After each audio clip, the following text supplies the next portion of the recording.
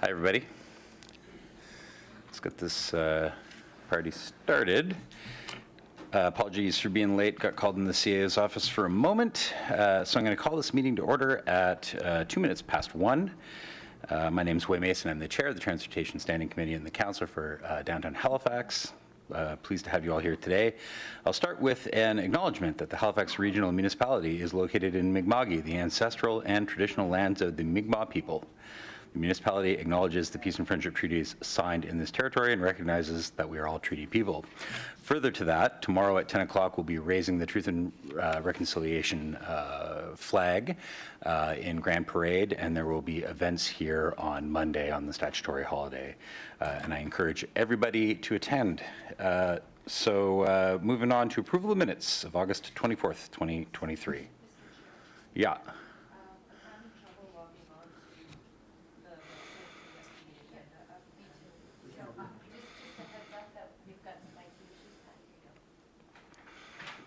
So what I was just told, for the benefit of the people in the gallery and the 3 or 4 people watching on YouTube, is that we're having some IT issues and the councillors having trouble getting to the agenda.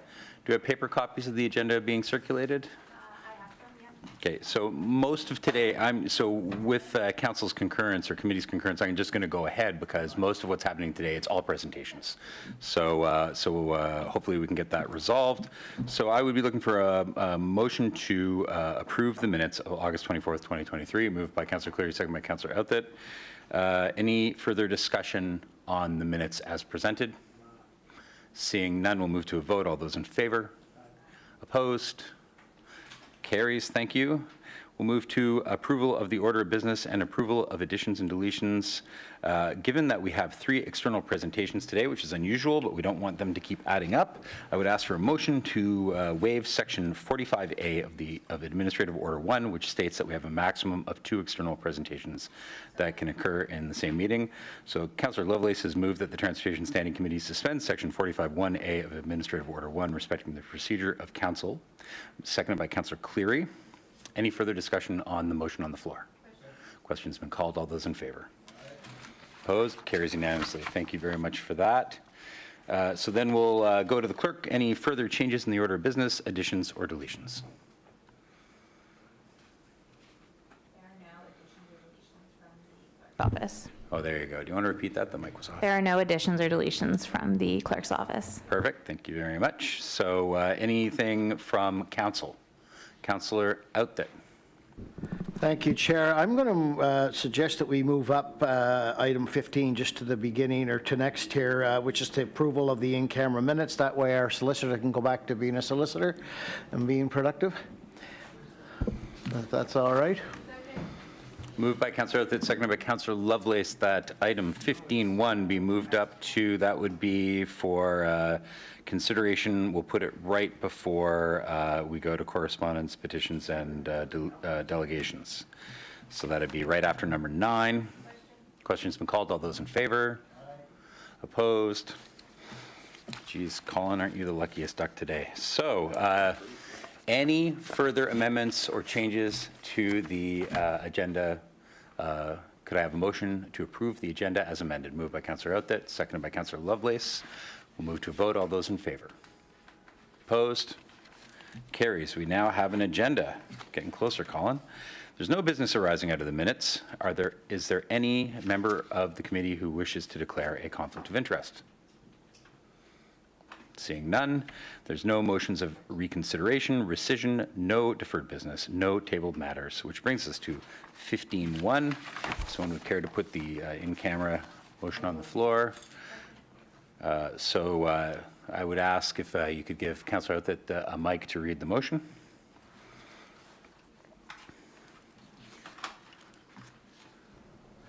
Sorry, Mr. Chair. I move that the in-camera and private minutes of August the 24th, 2023 be approved as circulated. Moved by Councillor Outthit, seconded by Councillor Lovelace. Does anybody require us to move in camera to discuss the minutes? Nope. Seeing none, no discussion is allowed in public. We will move to a vote. All those in favor? Aye. Opposed? 15.1 has carried.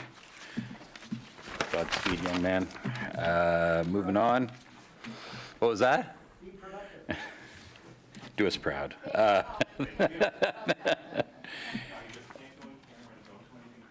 right. We'll text you if we change our mind. This brings us to Section 10, correspondence, petitions, and delegations. 10.1, correspondence, Madam Clerk. Correspondence has been received and circulated for item 10.3.1. Thank you very much. Petitions, are there any petitions, Madam Clerk? No petitions have been received from the clerk's office. Thank you for that. Are there any petitions from members of the committee? Going once, going twice. Very good. So that's it for correspondence and petitions, which brings us to presentations 10.3.1. First of three today, Integrated Mobility Plan, Proposed Budget Priorities. Mr. Matt Stickland, please come forward, stand and deliver.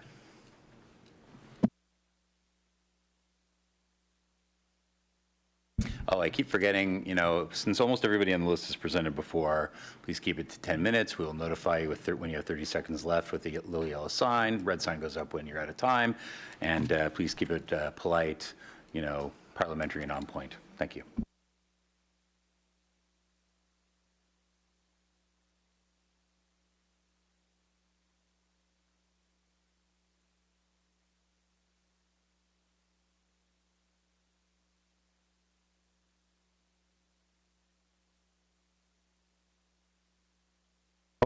There we go. All right. Hello, Chair and Transportation Standing Committee. Thank you very much for allowing me the opportunity to present today. My name is Matt Stickland, and I am the president of the Legal Road Users Bicycle Club. And you will see on the agenda that we were going to make a budget ask as it relates to the IMP, but in doing the research for this presentation, it changed slightly, so I'm going to have to come back again. However, this time I'm going to be, once again, auditing I'm very, very disappointed that I'll have to come back and present again. No, but I'm doing another audit of the IMP, specifically on Dahlia Street. And just as a reminder, these are the priority plans or pieces of legislation that I think are most relevant to my presentation, the IMP itself and the climate, Halifax declaring climate emergency. So, why can't the HRM implement the IMP? It is traffic engineers. No, just kidding. No, so let's just move on to past my joke slide. Anyway, so what did we want? We wanted, essentially we wanted the city to spend its money the way its priorities are. We wanted the city to spend money implementing the IMP instead of doing other things with the transportation budget, i.e. recapping streets, for example. However, in doing that research, we found that the IMP as currently implemented has a lot of holes if you don't drive a car. The IMP seems to be complete on bike lanes, but only, if you drive a car, which is weird. And just because I forget sometimes, because I get too excited when I'm talking about things that I care about, there are good things happening in this city. I really don't want to gloss over that. City staff who are implementing active transportation stuff, the improvements that have happened over the past 3 months are absolutely phenomenal. And what that tells me is that you have staff who care a lot about AT, they're doing good work on AT, and I think if you let them do more, they would do more. And that's what the original ask was going to be. And the other thing I would want to say too is that during the the playing field strategy debate, one of the things that I heard for the first time out of the CAO's seat was how a strategic plan is actually used. And so that is very good news to hear someone at the top of the city's bureaucracy say, hey, no, this is how we use strategic priority plans. We do this to get the work done that we need in the plan. However, that has not been happening in the IMP up to this point. So what do we want now? And I will apologize because one of my friends gave me the UN preambulatory clause list, and so I had a bit of fun writing this. But essentially, we want you, the committee, to direct the CAO to prepare a staff report identifying discrepancies and conflicts between IMP priorities and traffic engineering priorities. The report should include potential policy changes to bring municipal transportation planning processes in line with priority plans.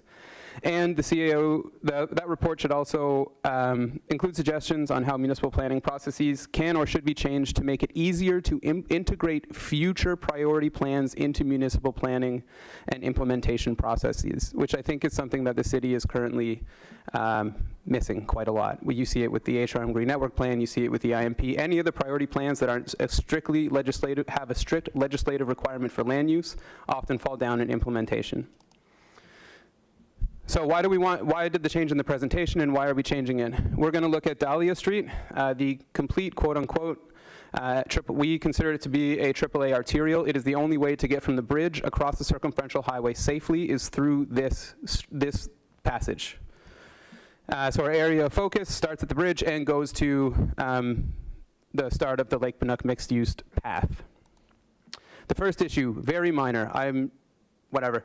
There's only one phase, it seems like, where cyclists are prioritized in traffic. It's a very short phase, 2 or 3 seconds, I think. I think that they should check for cyclists and put cyclists first, if there is one. Give us the 3 seconds, let us go across, back to cars. Very minor, though. Second issue, it's not AAA if there's no lights. It's only AAA during the day. This is going through Dartmouth Commons. That light you see at the end is coming out of the cemetery onto Victoria Street, looking at Dahlia. You couldn't tell, though. No lights. Sorry? Oh. Forgot about the rules here for a second. Anyways, the third issue is the exit of the Commons itself. Car throughput is prioritized. You cannot see cyclists during the day due to sightlines. There are often cars parked to the left here up the hill. Cars coming down the hill, which happened today, don't stop even if there are pedestrians, which is not great. A solution here is a 4-way stop, and all the solutions are going to be 4-way stops for the next couple slides, but those are asterisks because those are my first thoughts based on what I think is wrong, and then the rest of the Legal Road Users Membership chimed in and had a bunch of better ideas, so that comes up later in a slide. The fourth issue is the intersection at Pine and Dahlia. Again, it's good, it's well lit. Sightlines are still an issue. Cars can't see cyclists coming out. We have to get almost into the intersection to be seen or see. Car throughput is prioritized. We have to stop, cars don't have to stop. And again, I 4-way stop, but we'll get to that. Maple and Dahlia, so caveat here, there is road work going on right now. I couldn't find the tender for it. I don't know what's happening here. If it's the speed table, then this is whatever, this is a non-issue. However, car throughput is prioritized here. At rush hour, this is very bad. Often I will have to wait 10 or 15 minutes to get either enough car to stop to let me through, or I'll have to get off my bike and hit the button, or what happens sometimes if I wait long enough, congestion gets back far enough that no one can move anyway, and then I can just go through the stopped cars. But either way, car throughput is prioritized on Maple. And just so you know, the people going through Maple are people like me when I used to drive, leaving the dockyard going to Lawrencetown. It is not people who live there. It is people trying to avoid traffic. If you make it harder for people to drive through, the people like me who were abusing it would stop. The sixth issue is Dahlia and Crichton. The good, there's lights, there's paint. The bad, car throughput is again prioritized. Cyclists are coming down here at quite a clip. Cars don't have to stop at all. We should, whatever. Sometimes people don't. Human nature is human nature. You know, cars don't stop for stop signs. Sometimes cyclists don't either. Either way, car throughput is prioritized here again. Cyclists have to stop, cars don't. And this is worse for the people coming up the other way because then they have to stop for sure before they're coming up a hill right before a climb. On an e-bike, it's not that big of a deal. On an acoustic, it's a much bigger deal. And just a reminder of some AAA lane rules before the next slide. I almost killed some seniors, or elderly people, because there's no lights here either. If they didn't have a reflective leash, I wouldn't have seen, if they didn't have their own light with a reflective leash, I wouldn't have seen them until it was too late. My speed on this street is probably somewhere between 20 and 30 kilometers because I have an e-bike. With good lighting, this is not an issue. With bad lighting, this is a serious issue. I need to very much slow down or get off my bike to make it safe for pedestrians. Yeah, fine, I mean, I'll do that. Can you please make drivers do the same? Is kind of our point. But the issue here is lights, again. And the issue coming out of Hawthorne, crossing Hawthorne at night is very dangerous as well because, again, car throughput is prioritized. You can't see cyclists till the very last minute because of the tree. Like, all the things that make it amazing to drive in the daytime make it super dangerous to drive at nighttime, which is annoying. And again, here I'm suggesting a 4-way stop. And the reason I'm suggesting 4-way stops is because for me, I looked into it. I mean, if I volunteered my labor, if I convinced my friend to, you know, lend his manual labor skills, I could probably put stop signs in all these places for about, I don't know, $5,000, which is peanuts when it comes to municipal budgets. So to me, changing behavior is the most important thing. Stop signs are the cheapest, easiest way to change behavior in a way drivers recognize that is in line with IMP priorities. Getting the And because I think what happens a lot of the time too is the city has plans to do better infrastructure here, but what happens in the meantime? Like if we want to be slowing down cars, if we are going to be slowing down cars, why aren't we doing it now? We know the problem exists now. Are there shorter term things we could be doing to start changing the behavior, to start changing the culture, to make driving more annoying where we don't want it to be? Anyway, so that's why I suggested four-way stops, because it's the easiest way to do it. Traffic engineers would hate it for a whole bunch of reasons that their magic books say, but whatever, I think that's a no-brainer. But everyone else in the group, I think the last point on this slide is the most important one. Essentially, we spend a lot of money on planning for AAA networks. We spend a lot of money on planning for bike lanes, and we don't spend a lot of money on implementing bike lanes. We know what we need to do. We know what does it. I understand that traffic engineers don't like that when we change speed tables, driver convenience, whatever. But are we prioritizing cars or not? Right? Like, what is the IMP goal?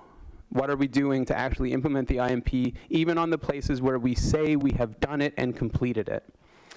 Anyway, so this is member feedback. Yeah, and you can just see throughout what is actually built that the priorities, the stated priorities and built priorities are very, very different. And it's annoying. Like we see these strategic plans, we want them to come to fruition, and we see I think the next slide actually. Oh no, oh yeah, so the big thing, the reason the HRM isn't, as much as I give shade to traffic engineers, I think the real issue is the planning processes. During the community engagement, which was outsourced, not done by city staff, the options given to people to choose from were also not in line with IMP priorities. How does this happen? How does this happen? I genuinely don't know. That's why I think we need a report. Yeah, so that's very detailed, and that's public, you can read that. I don't have much more to say about that, but the planning processes are weird. They are actively undermining your strategic priority plans in ways that I think are largely invisible because they're outsourced. They're not something that you come back with a completed staff report. You as councillors are not involved in the minutia of the processes. There's a lot of things that I think, I mean, you guys are busy. The climate emergency is happening. You got constituents, you don't have enough time, but I think you do need to make sure that the processes that you are relying on are actually able to do what you want them to do. Because right now they're not. And that's, I think, a really big problem. So even if we were to ask for more money, if you were to spend money on AT priorities, would it actually turn into something? The answer is probably not. Because what are the foundational assumptions built into the planning processes in municipal planning? The center plan has no minimum parking requirements. Are traffic impact statements still required? Yeah. Why? So what are the assumptions you're making? Are there other things that you could be doing? Other questions, other answers to the questions you're asking? And the role and responsibility of your role and responsibility. Your big thing is land use. You have no money and you have almost complete control over the use of the land. It does not stop at the curb. You guys spend a lot of time and energy making sure the residential and the commercial are done well, planned well, and then when it comes to streets, it's just like, oh, traffic engineers, you got it. What are your processes? We're good. And it's not working. But yeah, sorry, the positive stuff. We're not yet at tire spikes. Things aren't that bad. There are city staff that are doing really good things. We want them to be empowered to do more. So, any questions? Nope, no, just kidding. Councilor Cleary? Thank you, Chair Mason. And thank you, Mr. Stickland, for your presentation. Very informative. You'll be, I hope, happy that several months ago, I actually moved a motion as a result of another presentation from, it was the Cycling Coalition, Walk and Roll. I'm trying to remember, there's 3 or 4 groups represented. And so there's a report on its way of how we can actually better implement projects with the IMP priorities that we have stated out. So that's actually en route.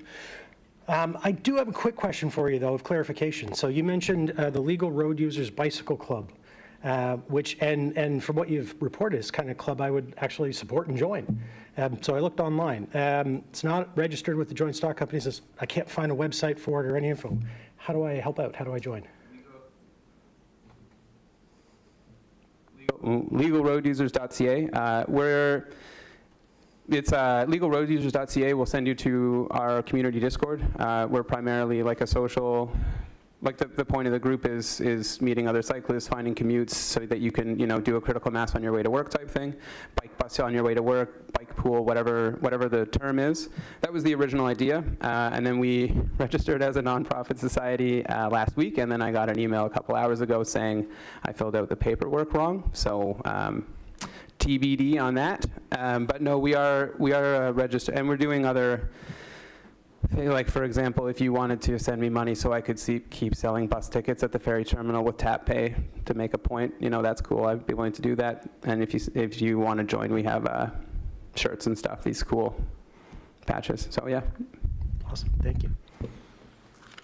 I like you, Matt. I like the trouble you make. Many of us were at the Africville 40th Anniversary Gala, and Lyndon Anderson, Pastor Anderson, gave us a really good speech about good trouble, and I think you're making good trouble, so thank you very much. There's no further questions. You're free to take off the jersey and put on your other identifiers for your other gig. Thank you very much. Oh, wait, Councillor out that just buzzed in at the last second. Question for you, Chair, actually, Yes, before we sir. go on to the next one. I'm just wondering if this report and this presentation could be sent to Dave McIsaac and to Lucas Pitts if it hasn't already? My understanding is that presentations are distributed to staff automatically. Okay. And my preference is that if someone wants to make a motion, that we talk to staff about it and bring it next meeting rather than try and do it off the floor, because we all seen how that goes in the past year. So I'm fine with that, too, but- It will go to staff, and we can talk about that and see if we bring something forward next. Fair enough. next Thank meeting. you. Thank you. So next we have 10.3.2, Halifax Transit Riders Feedback, and that would be Douglas Wetmore. There he is. A familiar face to me, but I don't think I've seen you at the committee before, so welcome aboard, and you'll have 10 minutes.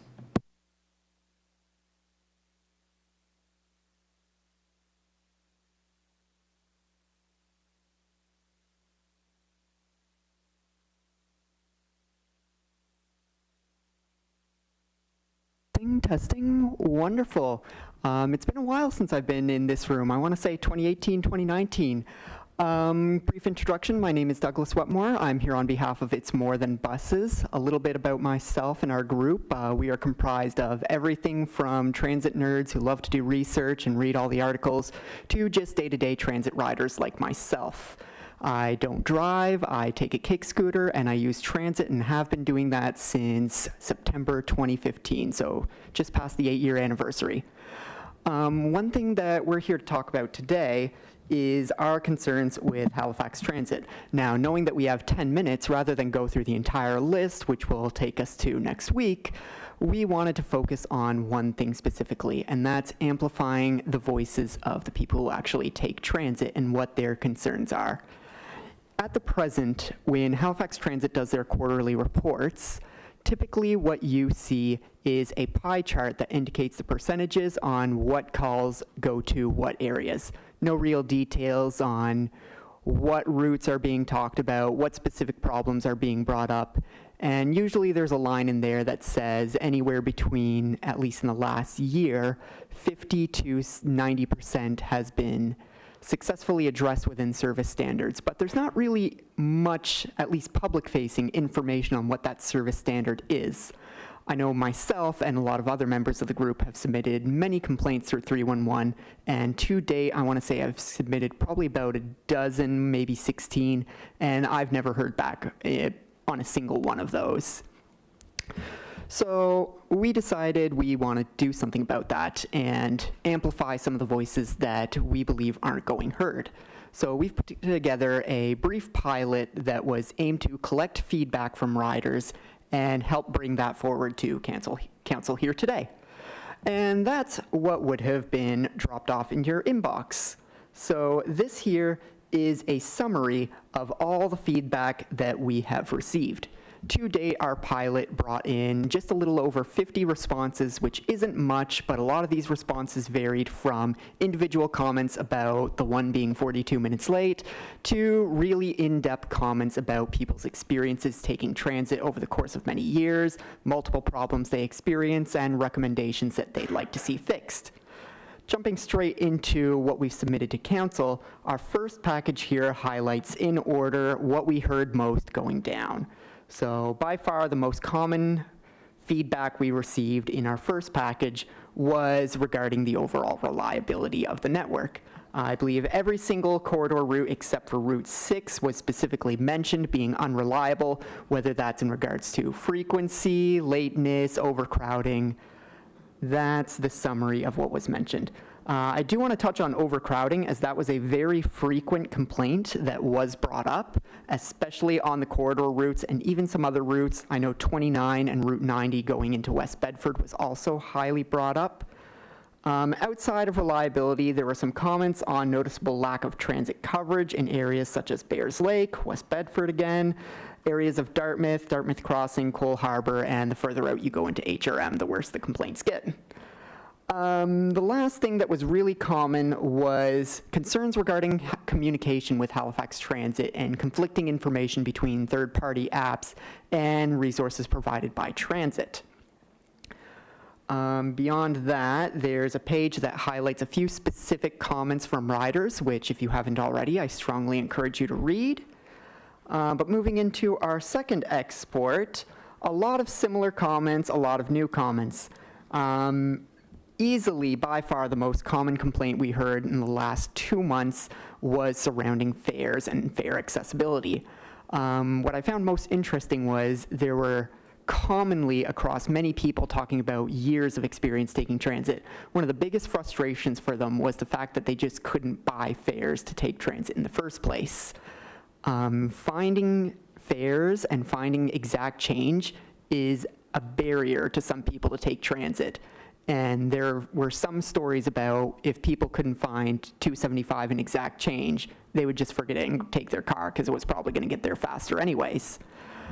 So we really wanted to highlight that as that was a common one. So no surprise, again, overall reliability of the network was brought up again. Cancellations and lack of communication surrounding them was brought up. And again, overcrowding was a big thing that was brought up, especially on Route 90 in the last 2 months, probably due to a lot of students coming back. A lot of similar comments surrounding frequency, overall inconsistency in timing, and so on and so on. And again, there's more comments from exactly what we heard from riders. Now, this is great and all, but what we want to come to you today is a few tactical recommendations that we'd like you to consider taking this feedback in mind. So we want to highlight 3 things. First and foremost, you're probably no strangers to hearing surrounding fares. It's a common concern, and if it's a barrier to some people taking transit, we think that there are some things that could be acted on in the short term to help fix this. To date, tickets are sold at Sobeys, Lawtons, Shoppers Drug Marts, Superstore, and a few other small retailers here and there. Despite that, though, not all of these stores actually sell them. There's a very specific map that's hidden to a lot of people that you need to look at. We think one of the easiest things that could be implemented in the short term is just making sure that every single Sobeys, Lawtons, Shoppers, Superstore within the transit boundaries of HRM is actually selling tickets. That way there's no concern of, does this Sobeys sell them? Does that one sell them? It's just, here's their basic list. We know they're going to sell them. In addition to that, we'd also like to see a few key destinations sell them, most notably the ferry terminals. I'm still flabbergasted at the fact that the Halifax Ferry Terminal doesn't sell tickets, or at least any way for a tourist to pay electronically, which was a barrier to some family we had coming from the States this summer, but that's a story for another day. Of course, we'd really love to see electronic fares implemented.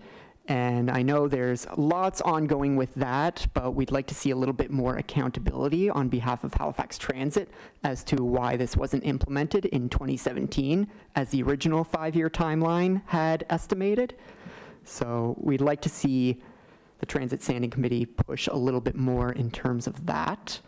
Our second recommendation is surrounding overcrowding. Now, as much as I'd like to come to you and say every single transit route should run every 5 minutes and all their staff problems are not going to be existent, we know that's not feasible. So what we want to recommend today is a consideration for the next Halifax Transit budget to look at additional purchases of articulated buses. To date, I believe our last purchase of articulated buses was in 2012, and I'd be a little worried that some of those are reaching their expiration date soon. So if there's anything we could do to get a little bit of extra money in the budget to purchase more Arctics in the fleet, we think that could help address some of these concerns in the next 2 or 3 years on some of these most prominent routes, looking at the 1, 9, 8, 90, to help address while we're still experiencing a few staff shortages that prevent us from getting additional service on these routes. And in addition to that, if staff would like to get really crazy, we could look at not even buying Arctics new. We could look at trying to buy some secondhand for a cheaper price, really emphasizing that this is a short-term tactical solution while we try and expand our fleet and staffing. Something else we'd like you to consider is looking at the overall performance of routes. The Moving Forward Together plan has targets for ridership per route, and a lot of routes to date are not meeting those requirements.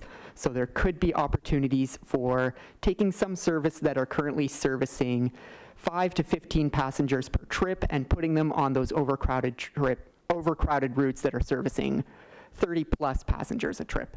So something we'd like council to consider. And the last one that we think that could be a tactical recommendation in the short term is simply requesting more information from Halifax Transit surrounding their communication strategy.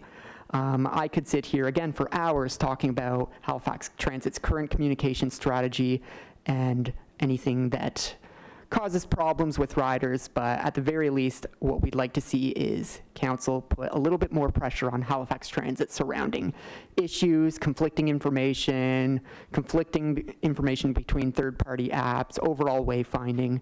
There was lots of complaints surrounding different aspects of communication. So if we can just get a start where Halifax Transit is open to talking about that and open to providing recommendations, we would love to see that. To conclude and give some final comments, I just want to highlight again that this was our pilot project, and based on the feedback we've received and based on the positive reception from some of these stories being heard and brought forward to council, we plan to continue this and hopefully much bigger expand. We want to see much more diversity in opinions, people commenting. We want to go further out into HRM and find more comments and stories, and hopefully bring them back to you with more tactical recommendations that can help improve transit and make meaningful change in less time than a 10-year BRT plan. Nailed it. A 10-year unfunded BRT plan. Sorry, I'm on your slides. Okay, we've got a big, long list, so we're going to go first to Councillor Outthit. Thank you, Chair, and thank you. You're finished right on schedule. Maybe you should be a bus operator. I like that. Obviously, schedule is important to you, and that's great. So thank you for this, first of all, being here, and thank you for the work. A couple of questions for you. First of all, have you met with Transit? Obviously, this report and your presentation, whatnot, are going to go to Transit, but have you ever actually meet with Transit and have this discussion? So that's my first question, when you have a second. I'm very familiar with what's going on in West Bedford and the 90 and whatnot. So it's, as I said to Mr. Rigi the other day, it's sort of a nice problem to have, overcrowding, and yes, we need more buses. The problem is we don't have the larger size, we don't have additional buses, we have a shortage of operators. So I was going to ask you what you thought about the idea of us taking, redirecting some of the underutilized routes, because when we try and do that, we have everybody and their dog literally come to us and say, well, whether it's performing or not, we're entitled to service, we don't want to drive, and this sort of thing. But you kind of touched on that you think we should look at underperforming routes and redirect them to some that are overcrowded. So I wouldn't mind your comment on that. The other question, one that troubled me, is I've had pretty good luck with folks, particularly the 90 lately, sending, they tag me on Facebook or Twitter, they send me an email, whatnot, I send it off to contacts at Transit, and they do get a response from a fellow named Blaine quite often, as well as I make sure that Mr. Rigi and Ms. Hughes and others see it. But you're actually saying that you've made suggestions by email or 311 and you've never heard back from anyone? You've never had somebody from customer service or somebody from Transit get back to you? Oops. I'll go through those points one by one. Yeah. To start off, surrounding have we been in contact with Halifax Transit? Not surrounding this pilot project yet. We would absolutely be open to collaborating with them. I'd love to work with their engagement team to help even get some of these information to transit riders as best as possible. Okay, So yep, we would be glad to have that conversation. All right. Surrounding diverging resources. Again, I am a transit rider. I'm not the biggest nerd or researcher, but what I can confirm is that there's a lot of duplicated service on express routes, especially looking at the peak hours. I know a lot of our newer express routes, especially those servicing Sackville and Bedford, aren't really hitting the targets that was outlined in the Moving Forward Together plan. So I think there could be a case made to keep the coverage in the areas that need them while reducing frequency on some of the Yeah, okay. routes that overlap very frequently and don't serve as many people per hour, and putting them on those corridors or key crosstown routes that need more demand in the short term. And apologies, could you repeat your last The question? 311 or contact Yes. 311 on email or phone, yeah. So I'll make one correction. There was one complaint I made, funny enough, about the 90 when I used to work in the Larry UTEC area. I did not submit that one to 311 because I was tired of complaints not being heard. I believe I sent that to you directly via email, and that was the only complaint that I've ever gotten a follow-up on. That doesn't sound good, so hopefully we'll look into that as a committee here, but thank you. Yeah. Certainly will. Thank you very much, Councillor Elliott. We move to Councillor Purdy. Well, thank you, Mr. Chair, and thank you so much for this presentation. I'm glad to see you here. I was going to follow up with your 311 comment as well. That's very concerning and disturbing. And I just had questions for staff, but I don't see any transit staff here today, so this... No, that's not how presentations work. It's questions of clarification for them, and if we want to bring a motion and then then ask staff at just- that point, that's, yeah. Okay, well, wonderful. That will be saved for another time then, and thank you very much. Thank you, Councillor Purdy. Councillor Vice Chair Lovelace. Thank you, Mr. Chair. And Douglas, thank you so much. It's great to have you here in front of us. This is an excellent presentation. Thank you to your organization for doing this work. 90 is a huge issue for us. Obviously, we're trying to get cars off of Hammonds Plains Road. We've got this beautiful parking lot in West Bedford, but at the same time, you know, it was wonderful for university students in particular, and you know, hospital workers. But I just wanted to point out that you're absolutely right regarding the tickets. In District 13, there is one spot to buy a ticket, and that's at the Sobeys in Upper Tantallon.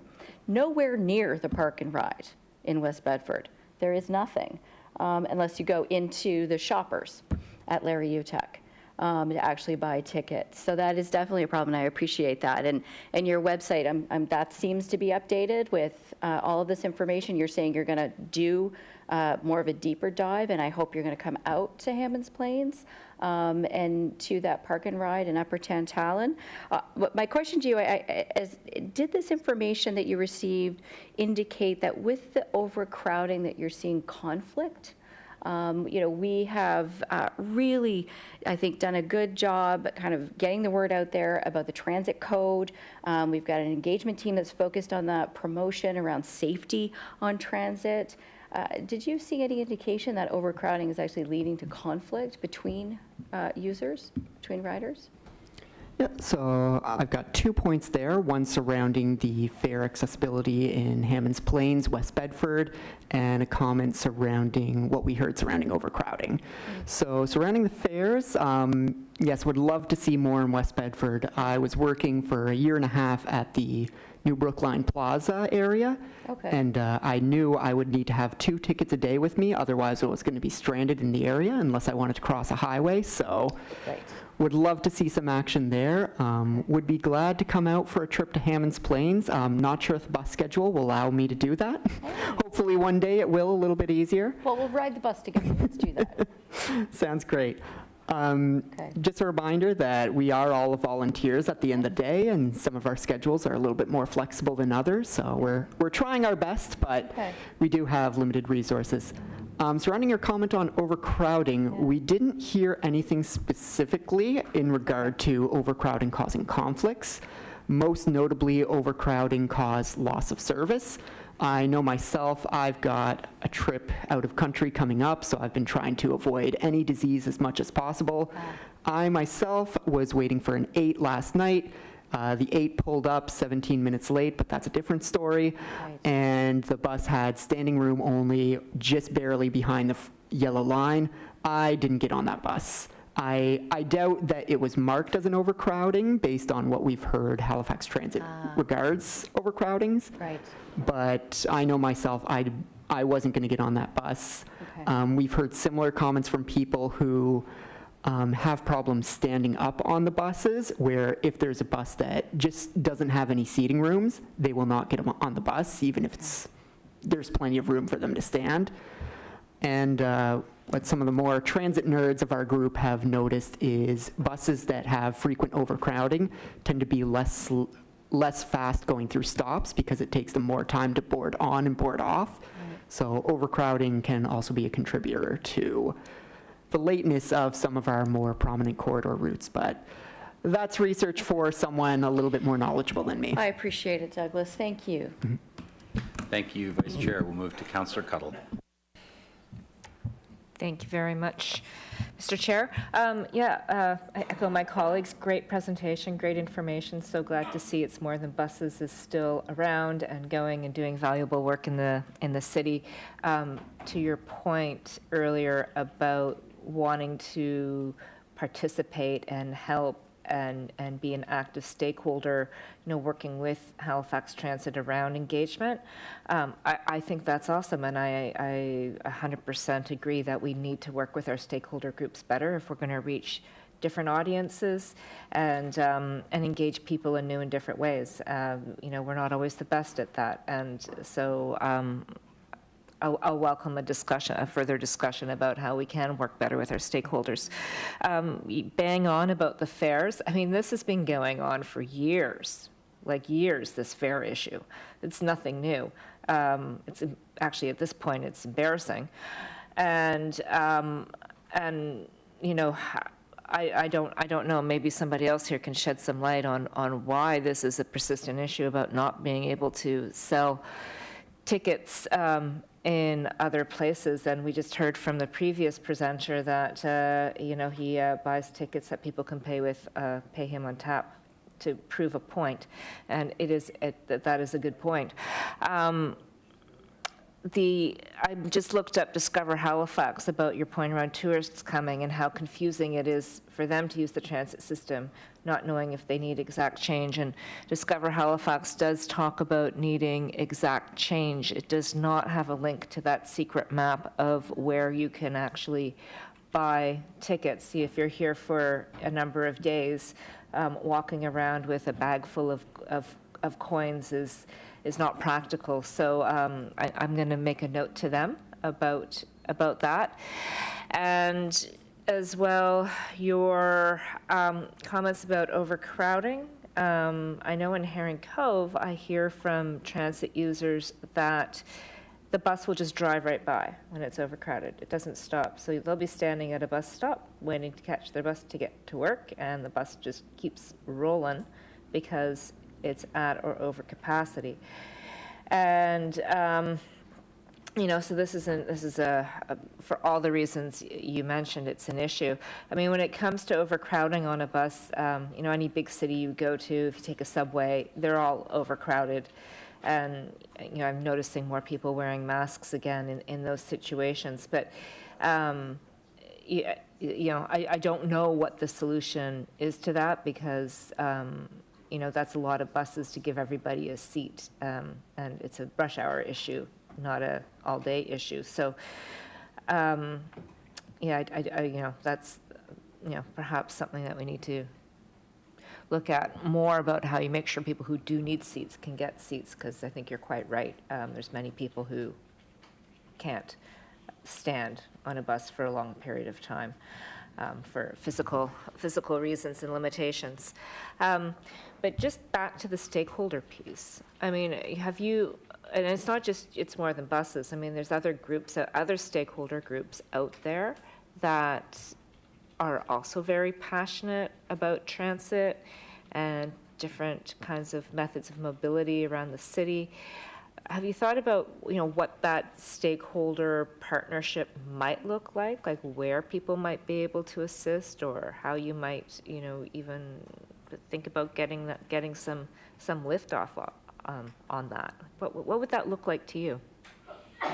Yep. I'll comment on your question surrounding stakeholders, and then I'll add a comment surrounding the overcrowding again. Surrounding stakeholders, there are some members of our group that are looking to make those partnerships happen and talk about how we can collaborate. Those people have a little bit more time on their hands than I do, so unfortunately, I can't give you a bigger picture of what that might look like at the time, but it is something that we do have members talking about and hopefully getting some action done in the next months as we transition away from, let's try this and see what people think about it, to more, okay, this is getting some great feedback, let's expand, let's get people involved, let's start really having those conversations. So hopefully I will be able to come back to you in the near future with a better answer about what stakeholders and partnerships could look like, and hopefully with some examples of stuff we have going on. I wanted to add another comment to your overcrowding, because Councillor Tim Outhit said this previously. Overcrowding is a good issue to have. It's a good issue to have if you've got an answer for it coming up soon, though. So I know especially in our first batch of responses, we got a lot of comments on the 9 and 1 specifically, so our Herring Cove route. And it's hard to say because we've already got pretty much exclusively articulated buses running on that. So the question then becomes, do we need added frequency? Do we need better priority? Do we need just more routes going to that area? What do those routes look like? Again, unfortunately, not something I'm knowledgeable enough to give an answer on today, but as long as we can start talking about those and hopefully request some more information from Halifax Transit on some solutions that they might be able to implement in the short term, we think that could be a great first step. All right, thanks again for your presentation. Appreciate you making the time. Thank you, Douglas. Thank you, committee. If I may, I'm going to speak from the chair. So the ticket thing has become egregious, where it was just really bad before. And the reason why is because, and this happened to me, I was texting Sam Austin saying, I was going to bike across the bridge and do a great big loop all the way to North Woodside and then down to the ferry, and I had to bike back across the bridge because I only had my phone, because I pay with everything with my phone, so I can't get cash out if I want to get 20 bucks out from the white label ATM to then put into the change machine, then put change into the box, right? It's impossible now for most people on a normal day to access. So we obviously need to make that change happen as soon as possible, and we know that. And as a routine in the winter, I don't do a lot of winter biking because of cold-induced asthma, but I take the number 1 a lot, and I spend an awful lot of time at Scotia Square waiting for the number 1, and then 3 arrive nose to tail because they're caught in traffic just like everybody else. What I'm seeing in your presentation aligns with what we hear in our own internal stuff and what I see with my own eyes.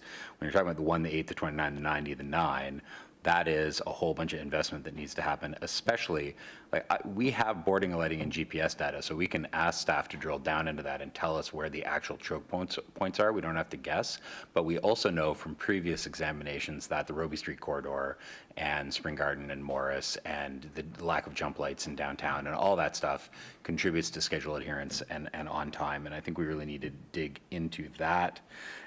On your comment on the on new articulated buses, one of the problems we have right now is we think we're 2 or 3 years away from battery electric articulateds being able to do the run of route that we need, but they don't today. So if we bought them, we'd have to drive them back to the thing to charge. So we're kind of like, that is the exact reason why we're kind of in between right now.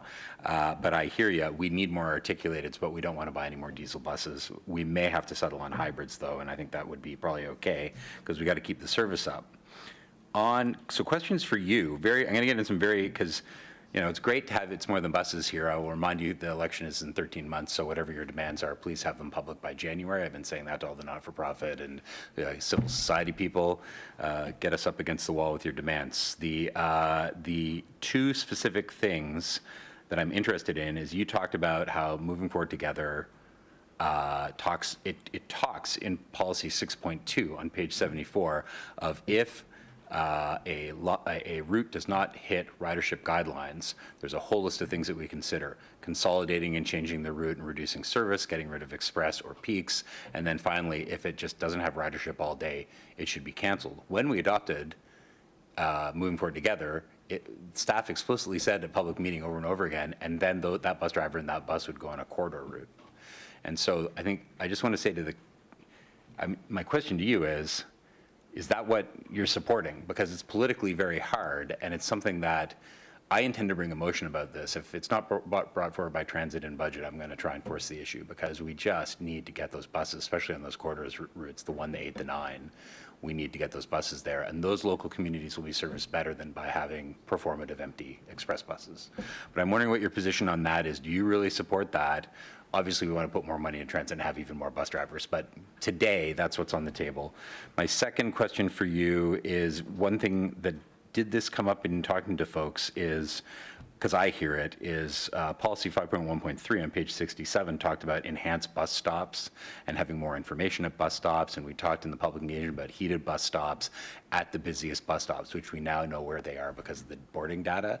Did you hear that from people? I certainly hear it from students waiting for the bus in front of St. Mary's and on Coburg in front of Dal at Howe Hall, but is that a broader concern you've heard from other people? So 2 questions for you on that. Thank you so much for this presentation. It was excellent. Absolutely. So 2 questions here. First of all, surrounding cutting and reallocation of services. Again, I am not an expert here. I am a transit driver with a handful of feedback to present.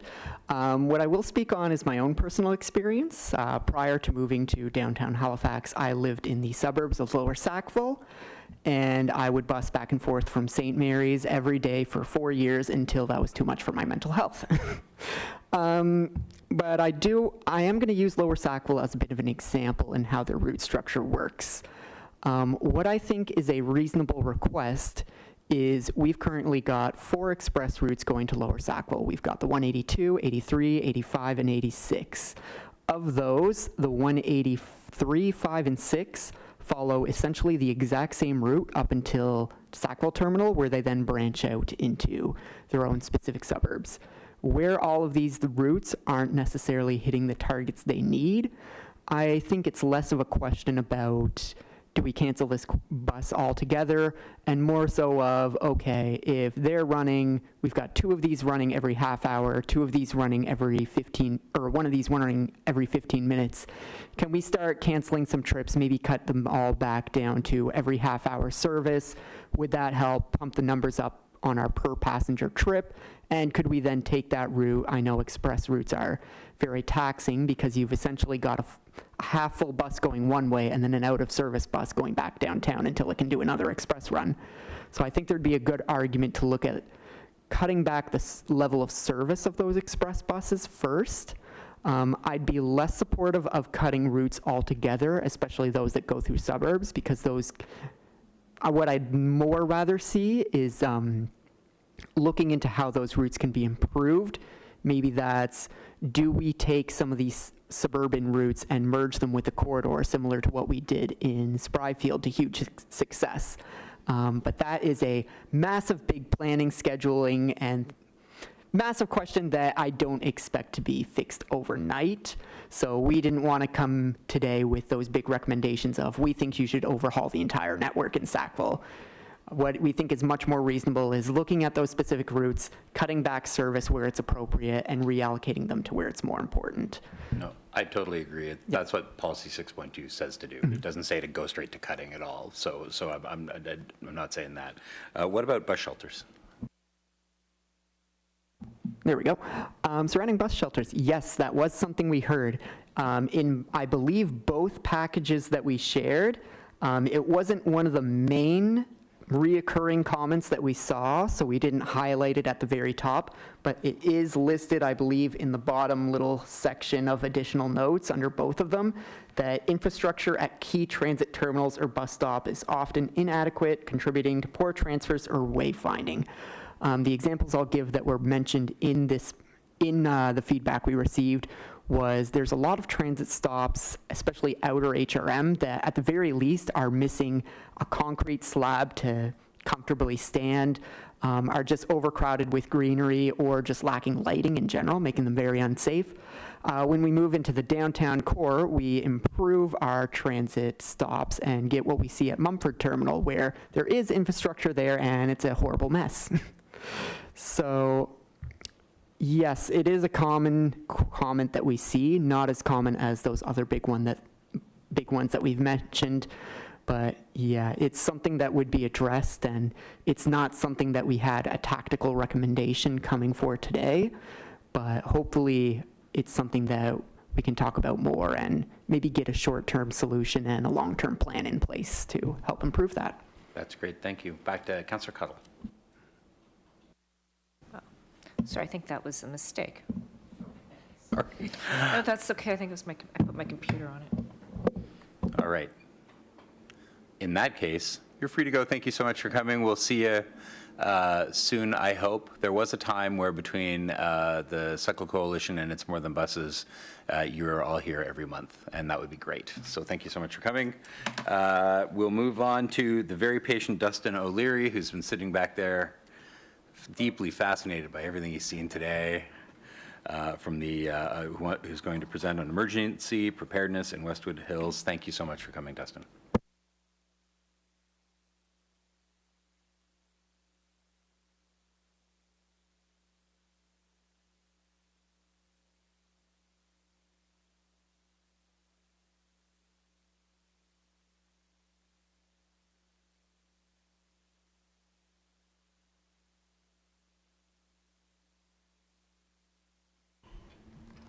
Thank you very much. Thanks to the chair of the Transportation Standing Committee and to the municipal clerk and their staff for the opportunity to speak today.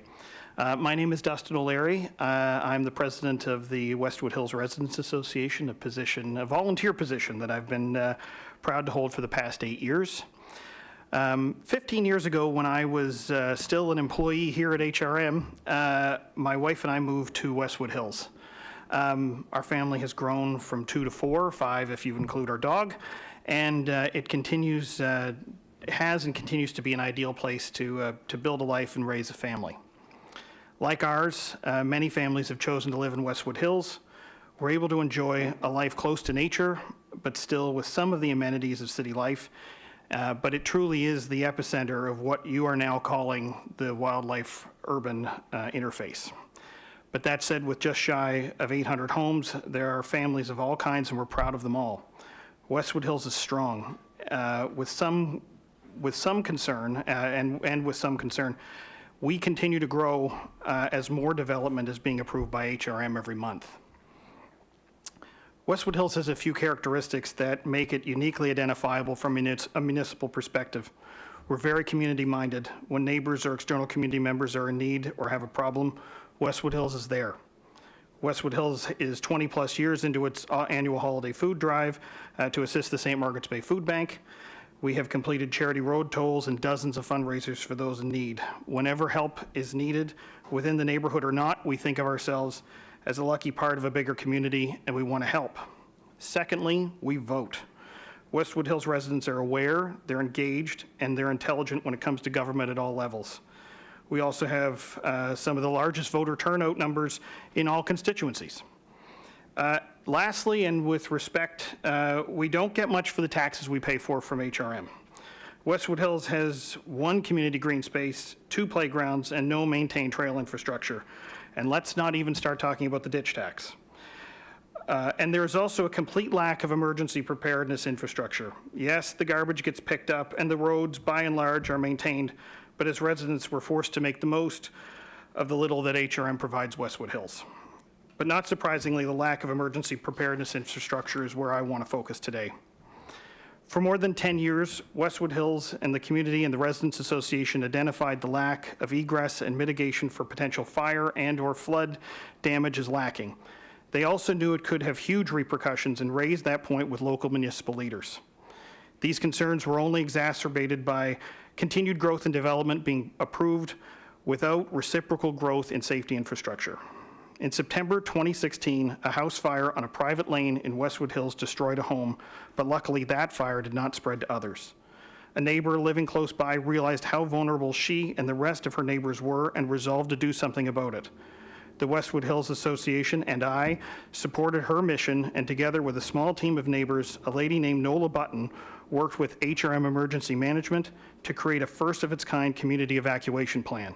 Nola and a small team worked with Barry Manuel and now Erica Fleck to develop that plan and roll it out within the neighborhood. That group also worked with the Provincial Department of Natural Resources to have a wildfire assessment completed and work to make the neighborhood more fire aware and fire smart. From then on, communications to neighbors about protecting your home and your property were distributed. We wanted to take some level of community and personal accountability for keeping our neighborhood safe. Public meetings were held where tips and tricks and best practices were shared by experts in fire mitigation. Unfortunately, our last public meeting we were supposed to have on this topic was supposed to take place on May 30th, 2 days after the wildfires. With the help of DNR, EMO, and caring and empowered neighbors, Westwood Hills stepped up and did our part. Westwood Hills realized we were vulnerable, and we did what we could within our power to protect ourselves and our neighbors. That brings us to May 28th, 2023, and the Tantallon fires that ripped through our community, our neighborhood. The fires destroyed dozens of homes in Westwood. It dramatically impacted and destroyed additional neighbors' property, and it has forever changed the community. But even in our worst time, Westwood Hills stepped up. On May 28th and the days and weeks that followed, neighborhood and community members leaned on each other. Whether it was helping a displaced family find a place to stay, getting clothes so folks could go to work, providing families gift cards for meals, or even replacing kids' hockey card sets that were destroyed. We did what we could, where we could. We were all Westwood strong. To its credit, HRM did provide emergency supports in the community through comfort stations, and much of that was well received and appreciated. In the weeks and months following the wildfires, the Westwood Hills Residents Association has undertaken an expansive and thoughtful approach to providing supports to those most impacted. The association applied for and received United Way funding to assist those families that have experienced a total loss. We worked with a forester and a great human being by the name of Matt Willett. He undertook to clear the burned trees from our neighborhood and from the properties of those who wanted them removed, and he completed this service free of charge. It may look like a move to make the neighborhood more aesthetically pleasing, but that's not really the case. Neighbors needed to move on and try and feel normal again. While it won't look the same, we needed to help provide some relief to those that don't want their children seeing a disaster zone going to the bus stop every morning. Our neighbors and our association stepped up, and we did our part. We tried to take a horrible situation and provide funds to those most impacted and a valuable service to those that's home were spared, in some cases barely. During the state of emergency in May and June, this municipality took a look at some of the areas affected by the wildfires and acted. Highland Park and Halliburton Hills had new emergency egresses pushed through within 2 weeks of the fires. The reason was the municipality realized that these neighborhoods are large and residents needed more options for egress and a greater sense of comfort for when and not if the next catastrophe happened. For reasons that remain unclear to me, Westwood Hills, who suffered all the same impacts of those adjacent neighborhoods, did not receive a new egress, nor the same level of comfort that other residents were provided as we all returned to our homes. Were we any less impacted? Are we any less deserving of the same investment that was provided to other neighborhoods? As I have said throughout this presentation, the Westwood Hills Association and our neighbors individually have stepped up, and we have done our part to provide comfort to those most affected and protect our neighborhood to the best of our ability. But when this municipality had the chance to step up and do for our neighborhood what we do not have the ability to do for ourselves, you didn't. We are now 4 months to the day since the start of the Tantallon wildfires, without any new emergency infrastructure and still feeling as vulnerable as we did before the fires even started. Except now we know the scale and scope of what happens without action.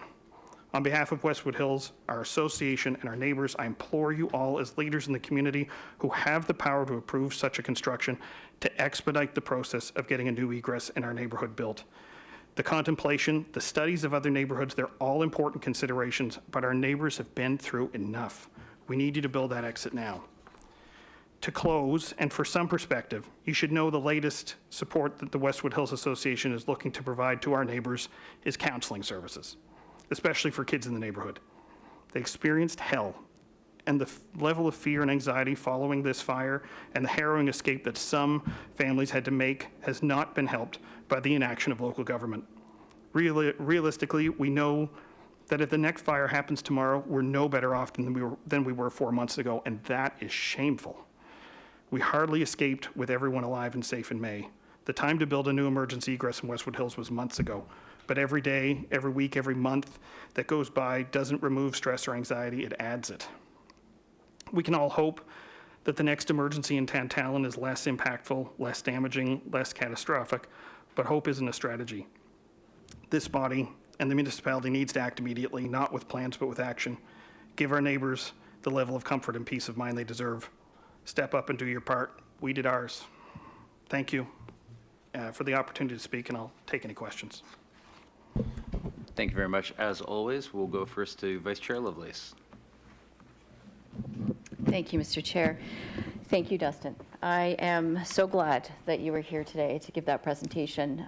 You didn't have as much time on July 20th, so it was important, I feel, for all of us to hear that, and as well for our Executive Director of Public Works to hear that as well. We are very aware, all of us, that mental health care is lacking in Upper Tantallon, throughout all of District 13. It's something that we continue to press with the provincial government to ensure that they provide that support, not only to the students, but to the teachers who are there supporting the students in the many schools in our area. And you're right, we can't rely on hope, because we won't be as lucky the next time.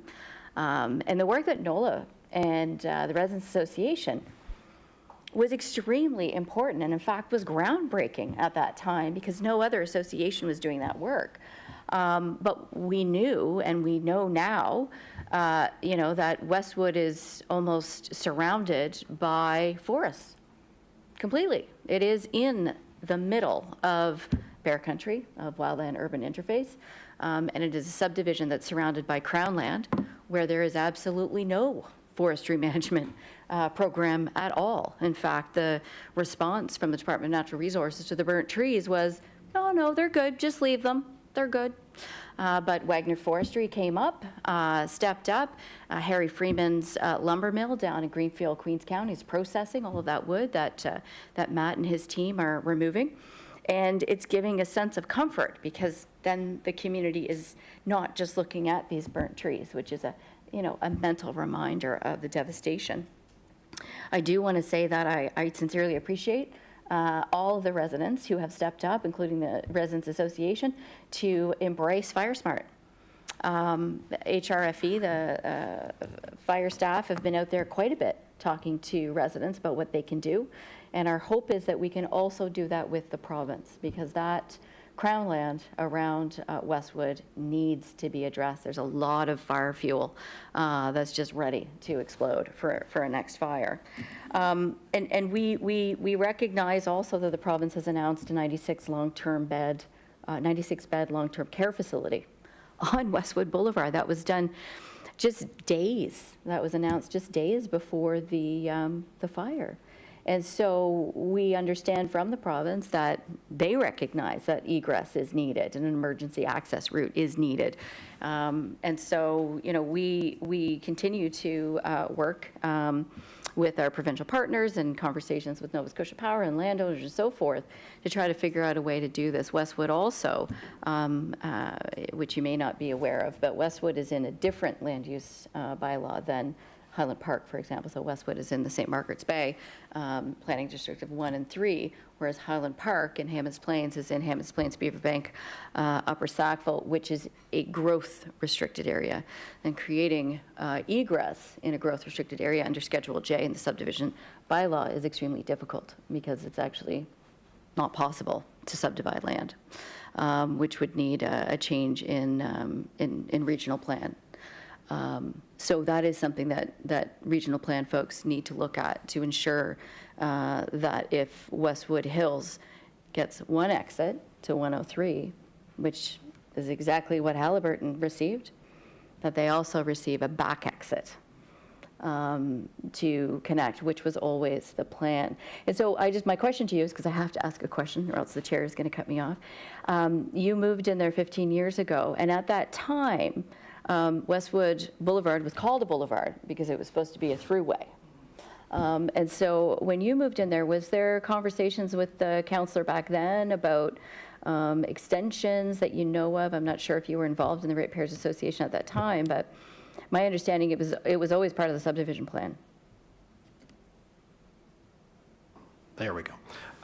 When I first, respectfully, when I first moved in, I worked for the city, so I wasn't part of the Ratepayers Association at that time. But I know that the conversation on Westwood Boulevard specifically has been going on for a while, and I certainly think there's opportunities there now.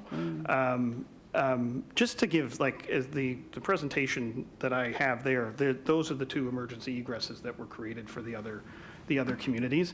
We're not talking about a road, right? We have to be clear with that it's not, it's built for purpose, but the amount of relief that it would provide specifically to our neighbors who are at the back of our subdivision, but to all of our neighbors, is immeasurable. And I'm not to be intentionally combative, but the point I will make is that while I get that it's complex, you set a precedent. 2 other neighborhoods immediately adjacent to one of the neighborhoods that was most affected by the wildfires received emergency evacuation exits within weeks of that fire. So from a constituency, from a resident's perspective, that's what they were expecting. And here we are, right? So I get it's tough. I understand it. But at the same time, get it done. So how close are we, Brad? How close are we to a second exit for Westwood? It's actually not time to ask. I can't ask that question. Nope. Okay, I'll ask that at the next meeting. All right, next on the list is Councillor Outhead. Thank you, Chair, and Dustin, thank you for the presentation. Just 3 very quick things. First of all, you mentioned Matt Willett and the good work he's done. Are you aware of Matt's home situation? Yes. Now? Okay. I didn't know if the group, I've been in his home and met with him, and he's, for my colleagues, he's somebody who's had his home on Union Street devastated by flooding. So I didn't know if the group was aware he was having trouble. It seems like bad things happen to good people and no good deed goes unpunished. But all right, I wanted to make sure. The other thing you mentioned about the ditch tax, as we call it, I just wanted to clarify that is not revenue for HRM. You do know that. People seem to think that we have this additional revenue coming in. We actually pay that revenue as well over to Halifax Water. So it's not an extra source of revenue for the city. It's an extra overhead, I think you might call it. The third thing is, and I don't know if we have any leeway here or not, Mr. Chair. I was going to ask the exact same question that Councillor Cuddle did, and I don't think we'd all be banished to Siberia if we asked Brad what's the status of an exit emergency road out of Westwood Hills. Well, it's out of order because the policy is that we ask questions of clarification of the person who presented, but because you haven't seen the presentation until it's presented, staff don't show up prepared, right? The staff who are actually working on that file aren't here. Brad might have a cursory knowledge or he might have detailed knowledge, but in principle, that's why we don't do it that way. As part of this hearing, but as part of this meeting, could I not ask Brad for a quick update? We are in presentations, but at another point of this meeting. It's out of order. So, no, we can't ask staff questions. We can ask questions of clarification. Out of order when you're talking about people's lives, this bothers me a little bit, but. Well, then the appropriate way to amend that would be to bring a motion at For a month from now. No, yeah. to bring a motion at regional council to change the policy for how AO1 works, but that's how it's written, and that's what Sometimes we've all common agreed to. sense has got to prevail, too. Yeah. All right, thank you. There are no further speakers on the list, and I do want to say, because I'd like us to end on a more positive note, I think that there's a couple of things. There's a number of motions that have happened that are moving us toward trying to both have a comprehensive solution, but also Councillor Lovelace has been working on short-term solutions. And I argue that when we have information from staff, that I expect that part of what's going to happen is they're going to say subsequent other new disasters have gotten in the way. Like it's been shocking how much stuff has been sliding away as we're just like everybody's on deck trying to put fixing a ditch that has flooded out or getting a road connection or a bridge going again.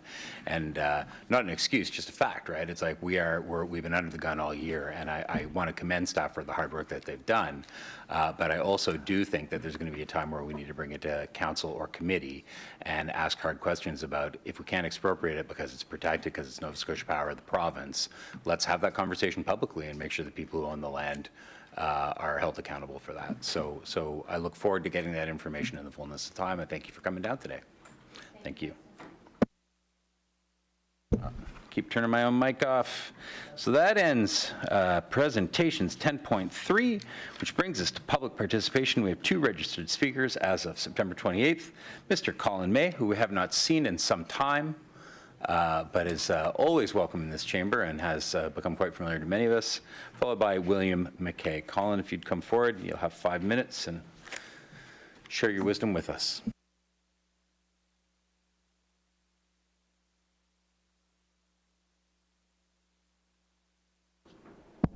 Thank you, Mr. Chairman. Colin May, 10 Dahlia Street, and I want to emphasise that it's Dahlia.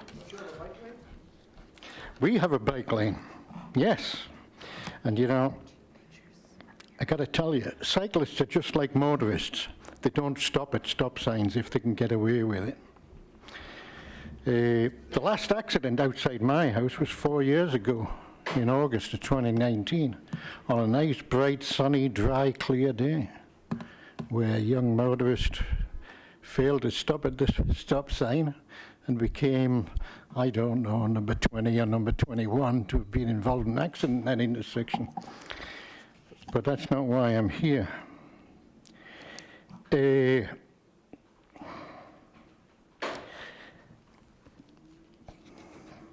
want to refer to the City Charter, Section 66, subsection 6, Dartmouth Common, which was brought in by Premier Dexter,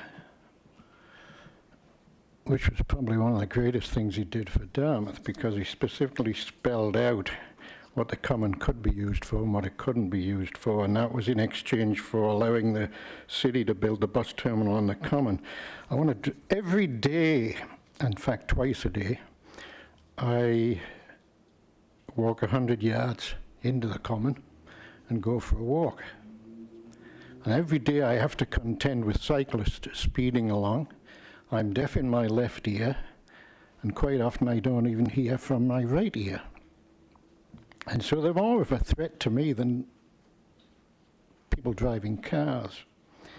Section 66, subsection 6, where it says the municipality's activities, etc., must be consistent with the following objectives.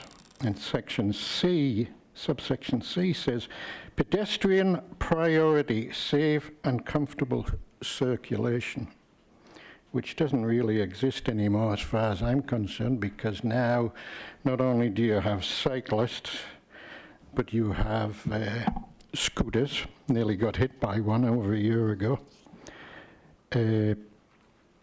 Tricycles, even though it's supposed to be bicycles, tricycles. Electric bikes.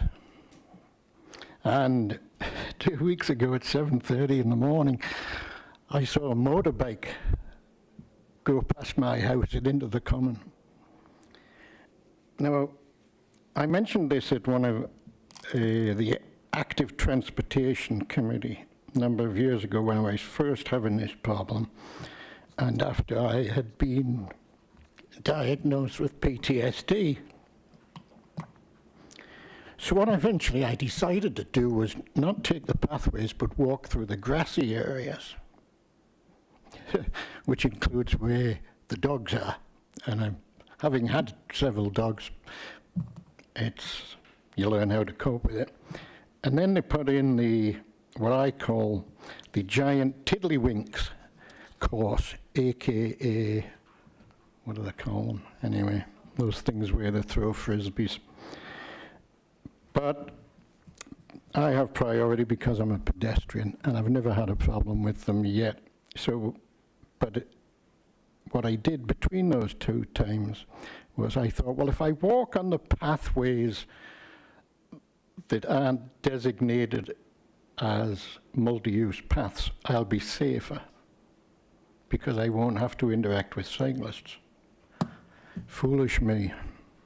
The cyclists now use every pathway, and yet I have one of the pictures here, if the clerk could put up the one with the map.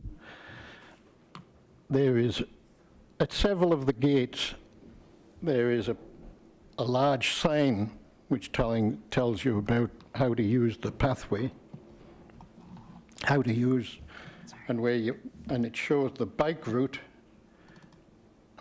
No, that one. This one? Okay. That one.